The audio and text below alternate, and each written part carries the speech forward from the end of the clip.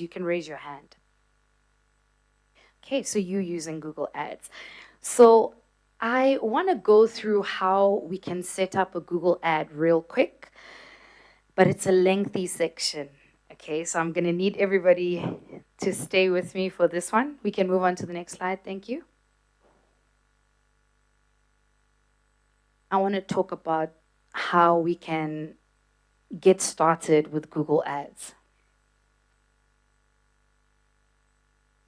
So earlier on, I spoke to you about search engine marketing and how paid ads are the ones that are on the first page of Google, okay? So this is the search engine. Google is the search engine. People are typing keywords into the search engine. Those who pay for certain keywords, those who pay for their ads, they will end up right at the top. Those who optimize will end up in the next section. Those who don't do either, they will end up on the 5th or the 6th or the 7th page. And when customers are looking, how many of you go to the 5th page of Google? I know, I like the first page. I go to the second if it's a desperate situation, but you want your business to always be on the first page of Google. So to help you get familiar with Google Ads, I'm going to walk through the building blocks of setting up an ad. Okay, I think we can move on to the next slide now. You might want to take down notes. I'm not going to go through a lot of slides now. I'm going to be talking a lot. So I'm going to try and go through it real quick. But those of you who are interested in, setting up Google Ads and getting into search engine marketing, the first thing you need is a Google account. Okay, your Gmail account. So you start with your Google account. Once you have your Google account, you have access to all of the products that Google offers. Okay? Google even has a skill shop where you can go and do tutorials online. You can get certification. So if you want to learn more about digital marketing, you can do a certification for yourself. If you want to learn more about anything, you go to the Google Digital Garage or the skill shop, and you're able to do those courses for yourself, okay? So you need your Google account. That's the very first thing. And the first thing every ad needs is an objective. The objective should align with your business goal or a specific outcome you want to achieve in a given time frame. One of the very first things you need is to choose an objective for your campaign. So you have your Google accounts, you go to Google Ads, you download it, you sign up, you get involved with Google Ads, and the very first thing is you're going to select an objective, okay? So the objective serves as the guiding principle that aligns your goals with the desired outcomes. When selecting an objective, marketers need to consider their overall marketing objectives. So when we say, there's a goal or an objective, as a business, what is your goal? Do you want to create more brand awareness on the internet? Do you want to convert more clients? Do you want conversions to happen real quick? Or do you want leads, customer leads? What do you want? So that is where you set up your objective in Google Ads, okay? There's specific ads that are, just tailored toward conversions. So if you want more customers to buy, there are ads for that. If you want more brand awareness, there are specific campaigns and ads for that. Google Ads offers a number of different types of ads depending on your objective. There is what we call search ads. This will allow you to get in front of high intent customers at the right time on Google search. So while people are searching Chibwabwa or Inshima, they're searching that. You've paid for your ad. Boom, Google shows your ad to a customer that is searching. Do you understand? So that's a type of ad. Then there is what we call Performance Max campaigns. You can write it down, Performance Max campaigns. This will allow you to reach audiences across all of Google with a single campaign. Guys, Google has a lot of products. There is Gmail, there is Google Search, there is YouTube. There's a lot. So these ads, Performance Max, will now push your ads on your business across all these spaces. Shopping ads, you can then showcase your products to shoppers as they explore what to buy. Video ads, you can reach viewers on YouTube and get conversions. display ads, reach customers across 3 million sites and apps with engaging creative. And then there is discovery. You can run your ads on YouTube, Gmail, Discover, and more. And then there are also the app ads, drive downloads and grow engagement for your apps. So once you've selected your campaign objective, so whatever you want to do, brand awareness, conversion, the next thing you would do is you can set up your location, your language, and your settings. This will determine where in the world your ad will appear and in which language. So you can set your ad straight to say Lusaka, or Livingston, or Harare, or Mombasa. So you're targeting specific ads in those places. Okay, so that is how you will set up your ad for a specific location. If you know the demographic, which your insights will help you, okay, I'm targeting people that speak Nyanja. I'm targeting people that speak Xhosa or Zulu. You set the ad to that language to show up in that location. You can also select the time of day for your ad to appear. Understanding when your audience will be online is also very important. So let's say your target audience are parents, right? You know that parents, 7:30, they're cooking, they're putting kids to bed. Google will now run your ads for the specific time. You say 8 p.m., parents in Lusaka speaking, which language do they speak here more? Bemba, Nyanja, which one? Nyanja and Bemba, yes, those languages at 8 p.m. Those are the ads that will then run during that time. Okay. Then you can select your targeting or placements. This will determine who sees your ad based on their interests and behaviors. Example, if you're running a display ad for your car mechanic service, your ad could appear on websites about cars, vehicles, and motor races. So you see how intelligently Google has put this together. Next, you will set your budget or your bidding. This is how much you're willing to spend on these ads. Ladies and gentlemen, I'll tell you where business is concerned. There are people, I think we were running a session like this in South Africa, and someone was talking about, their budget for marketing being, 50,000 Rand. So people really put money. So you need to understand the budget you have for marketing, whether it's marketing for traditional marketing or even digital marketing. So I'm not saying you need 50,000. You might need 5,000. You might need 3,000. You could start out with a lower amount. But just know as a business, you need to put some money aside for marketing as well. So for example, let's say you're running a spring promotion and you would like the promotion to run for 3 months and your total budget is, let's say, 10,000 kwacha. Is that a lot for marketing? Not that much, eh? Y'all spend 10,000 any day, every day. I literally met an entrepreneur at the airport that flew to Johannesburg. She's in events, and she purchased things for her client and came back. So people have budget out here. Your bidding would, he's laughing like, girl, give me that money. Your bidding would determine how much you'd be willing to pay per conversion. So a conversion would be what you would consider worth paying for. A click, a form completion, or a sale.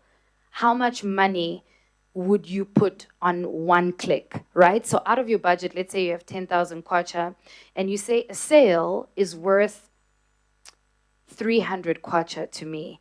That is how much each sale would cost in that budget, if that makes sense. So you put a monetary value on that. Okay, you might decide to bid 100 kwacha for a click on your website, and then maybe 250 for a form completion, and 500 or 300 kwacha for a sale. You only pay for the results. So if nobody clicks on your ad, you won't pay for anything, and your ad will stop running once your 10,000 kwacha budget is finished, or when the 3 months is over. Okay, so that's literally how Google Ads works This is me explaining to you how search engine marketing works. The next step is to choose your keywords. Keywords are the search words or phrases that people type into Google when they're looking for something, like locksmith in Lusaka, or makeup artist near me, or best pizza delivery near me, or how to change a tire. Keywords can be used to match your ads with what people are searching for. So I want you to see the difference between SEO and SEM here. In SEM, you're paying for these keywords because there are a lot of people that are going to be in Lusaka that are going to pay for that same keyword. So best pizza delivery near me, somebody could be paying for that. So you're going to bid like an auction to pay for that specific keyword. Every time someone types that keyword, your business will come up. With SEO, you don't pay for it. You just optimize all your sites and ensure that your keywords are rich, your keywords are relevant to your business. It takes time. SEO does take time, but over time, it will work, right? Okay, so just to touch on a little bit on, search engines, how they work. The goal of the search engine is to create the most relevant list of results possible to help searchers find what they're looking for. The results page includes links to websites, but you might also see local business listings there, items for sale, advertisements, images, maps, videos, and more. Okay, so that's how the search engine works. I'll reiterate it again. The keywords that people search into the search engine, those who have paid for ads, those who have a Google business profile, those who have rich keywords and have optimized their sites, your businesses will come up. Might I let you know, the Google business profile is free. So I would advise you as a business to set up your Google business profile. Okay, it's free. You can put your location there, your address, you can attach it to Google Maps. The minute they search for anything relevant or related to your business name will come up. Please note, this also gives your business more credibility because people are like, oh, this person is recognized by Google. Their map is here, their location is here. I'm not sure, I've heard that Zambia is pretty safe. But in South Africa, there are crime issues. So when people are looking online for a business, they want to know that it's a real business. So you can actually put your storefront there, your office. It legitimizes you as a business. Okay, so that was just Google Ads. That was a quick run through. Does everybody get an idea on how it works? Okay, let me move on. Okay, so the next thing that we want to do when we're talking cross-border trading as well as e-commerce is we want to consider our logistics and payments. I'm going to try and rush through this because my laptop seems to be, in terms of technical, I might need to just charge it a little bit, but I'm going to try and go through this really fast. You want to consider your logistics, okay? Very, very important. These are a few steps to consider when starting your e-commerce business: payments, customer experience, as well as logistics. These 3 steps make up the experience your customers will have with your business and how likely they are to buy from you again. We spoke about this earlier, preferred payment options for your clients. This graph shows the reasons why people do not complete transactions online. We call this cart abandonment. The top 3 are extra shipping costs, okay? The transparency, you need the transparency on your website. You need to add the detail, okay? Very, very important that like, this is what this is gonna cost you. Another thing is the site wanted me to create an account. Extra work. People come online for ease. They don't come there to write a test and, jump through hoops. If your business is giving them all this extra work, they're likely not going to complete their purchase. You're likely going to lose a customer as well. The checkout process was too long or complicated. And then you can see the last few. I couldn't see or calculate my total order or cost up front, and website had errors and crashed. Okay, we can move on. If shoppers get to the checkout and their preferred payment method isn't there, trust us, they will abandon the cart. Remember that different countries have different payment preferences, So if you are selling internationally, make sure that you're catering to their needs. It's also vital that your prices are localized, as having to convert currency will deter some customers, okay? So always ensure that your pricing is localized for that specific country. So if your customer base is in Tanzania, it's got to be localized to that. If it is in South Africa, we don't want to start converting, hey, I'm shopping from a Zambian business, now I'm calculating kwacha, next minute I'm calculating USD. No, you give it to me in ZAR, okay? What you can do is you can also offer a range of payments. For example, as mentioned earlier on, M-Pesa was the most popular method used to pay for a product bought online. As of 2022, this was followed by cash on delivery, then credit or debit cards, and then EFTs. So obviously, I told you where M-Pesa is really, really popular. So all over Africa, but specifically in East African region, as well as some of the Northern African countries as well, and also Central Africa with DRC. Other payment methods across Africa include e-wallets, prepaid services, or PayPal, and other digital payment apps. In order to ensure that your customers go through with their payments, offer as many options as possible. And if you're looking to expand into new markets, let's say South Africa, it will pay to do research into our preferred payment methods. In South Africa, cash is only the fourth most popular payment, replaced by e-wallets in the top 3. Okay, let's go into transport considerations.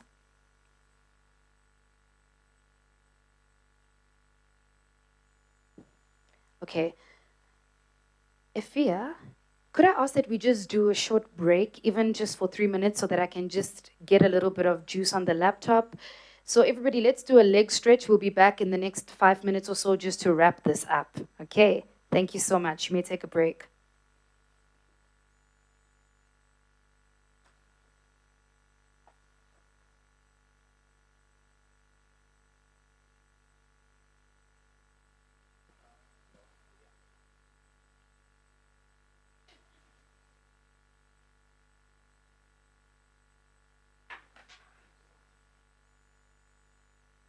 There is a coffee break just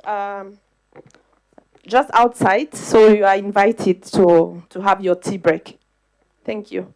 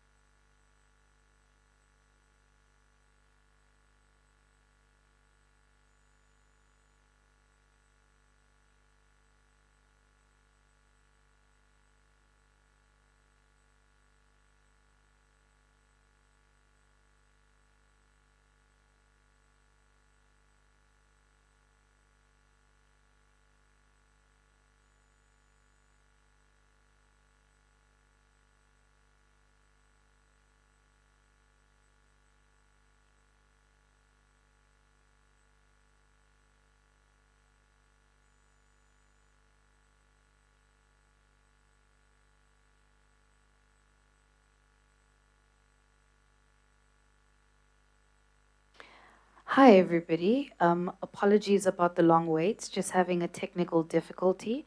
I know that there's another session that started in the other room. If you'd like to go there, please be my guest. But we are just trying to start up again. We've got a very short section to complete, which is logistics and staffing and analytics and insights. It's not going to be long. Thank you for your patience.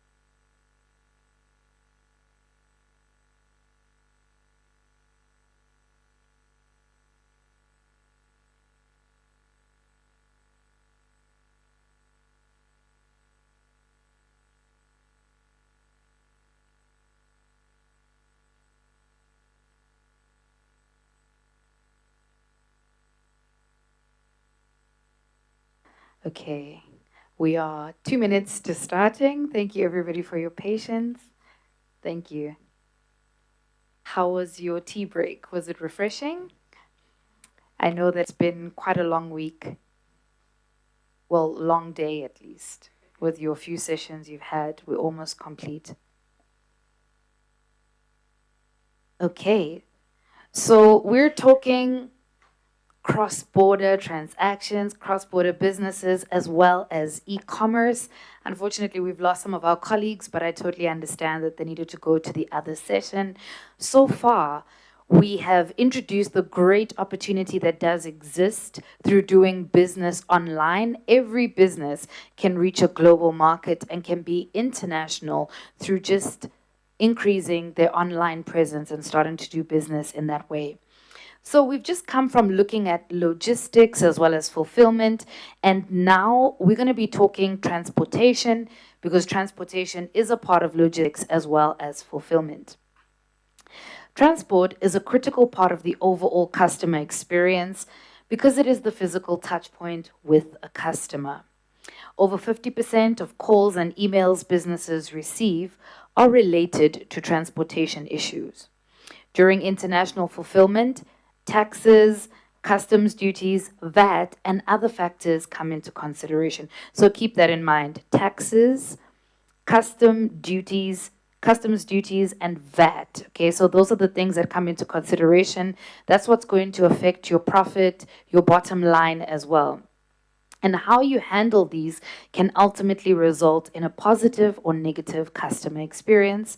Okay, so remember, it's all about the customer experience, what they experience with your business is like. Your product can be great, your service can be awesome, but if someone feels as if they're to get your product, they're easier, and they experience with that. So ask yourself, what does local transport look like? Remember, we're talking e-commerce, and so we're saying, what does local transport in that specific country where the audience or the target market is so huge, what does that look like? You want to pick your provider, make the most of all your third-party relationships that are going to work on, shipping, transportation. These people can offer you discounts, okay? So just think about talking to them about every part of the process. Many international fulfillment companies are experts in keeping shipping costs down.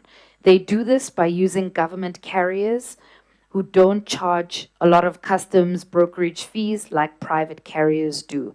So do find out about those as well. How will your products reach your customers? Have you thought of the courier options once transportation is done?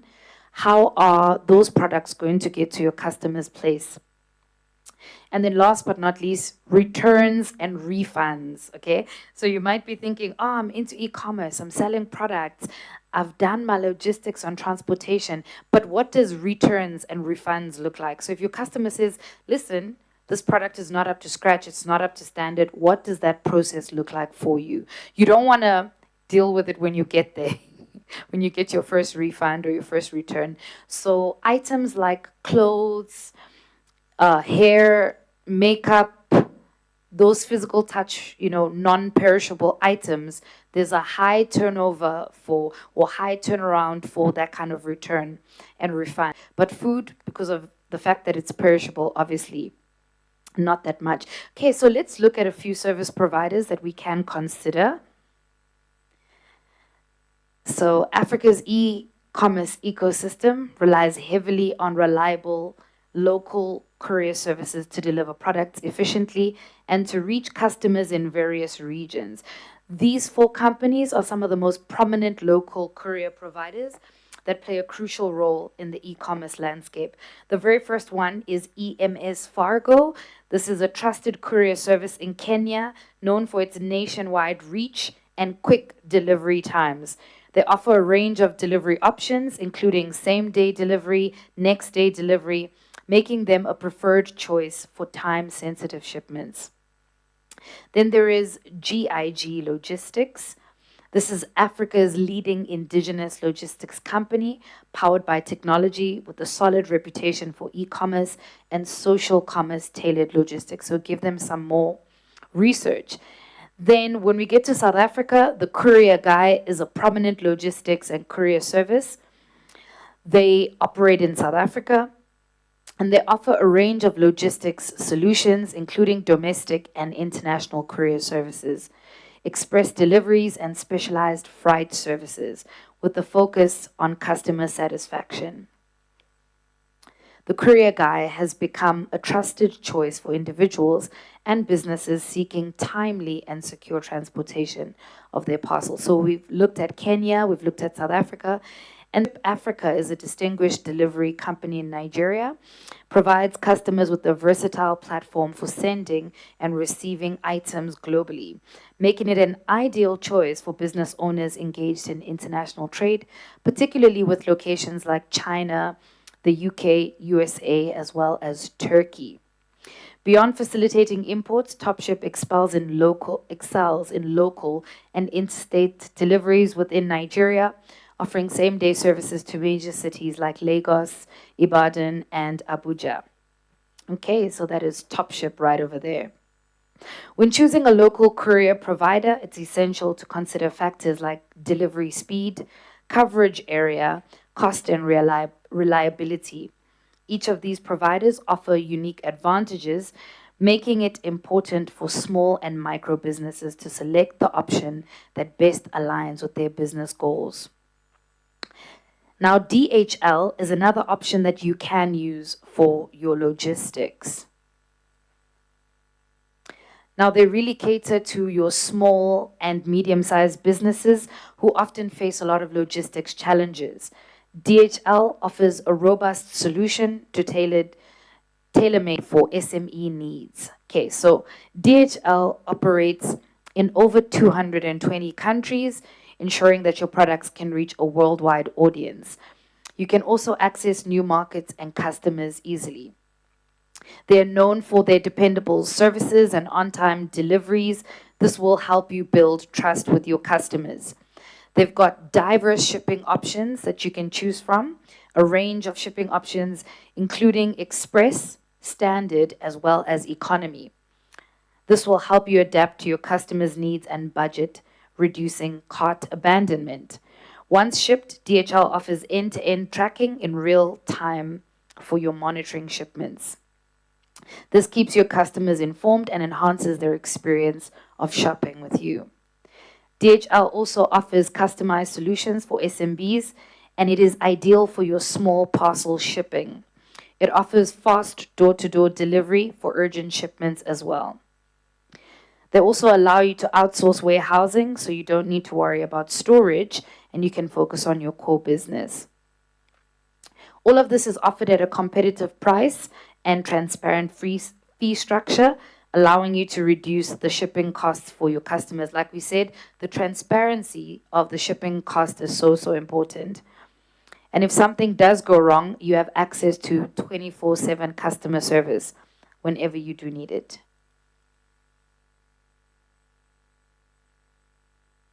Okay. We're almost at the end of this session, but now we want to talk about measuring your performance, okay? So measuring the performance of your e-commerce business. Some of the measuring tools that we'd like to quickly just glaze over. We've got social media. We've got Google Search Console, as well as Google Analytics 4. Okay, so everybody knows if you already have a social media account, or even if you have a business account for your social media, you need to take advantage of all the analytics and the insights that are built in to your site already. And then the Google Search Console is really good if you want to find out your organic status within the search engine. I'll explain more about that later. And then you can track every click made on your website using Google Analytics. So Google Analytics is the tool that you want to use to understand what is happening on your website. Where's the traffic coming from? What is the customer behavior like on your site? Okay.